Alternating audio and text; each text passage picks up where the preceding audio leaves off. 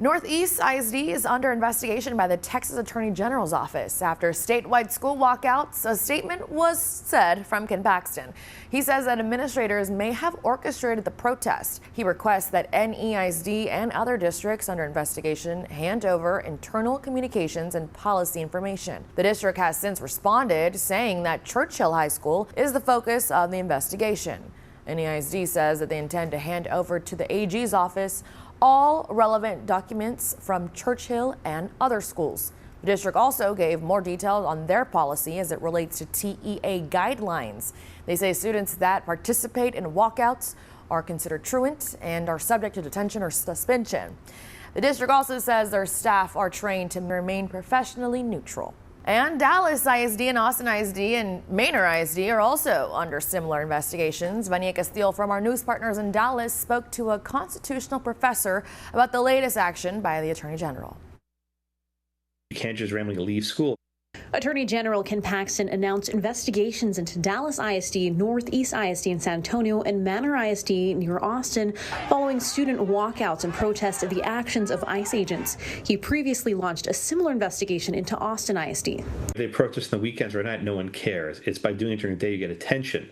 But very often by choosing to take a stand on something, you face consequences for it. His office is demanding internal communications from the districts and says they'll investigate the use of public funds and if any laws were violated. Paxton did not give any further detail about why these districts were singled out, only saying his office wanted to look into, quote, concerns that administration and faculty orchestrated the protest. Some are asking about students' rights to free speech. The First Amendment's pretty clear on this. You can't exercise your rights if it disrupts others. There's no right to walk out.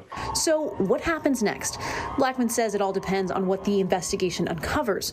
Governor Abbott has threatened to cut funding to districts that allow students to walk out of class. The bigger threat is for teachers and school districts, whether the school districts lose funding or even teachers lose their certification. That's the bigger threat. Blackman argues there's not a lot schools can do to keep students from walking out.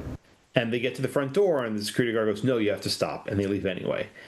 Unless we start handcuffing every student, you can't really keep them in the building. Some are questioning the timing and motive of the investigation. Paxton is currently in a contested U.S. Senate race, and all four districts are in areas that have leaned toward Democrats. It probably helps him with the primary, but I think he would have done the exact same thing that happened 6 months ago or 6 months from now. But there are other sides of this. The walkouts are getting attention.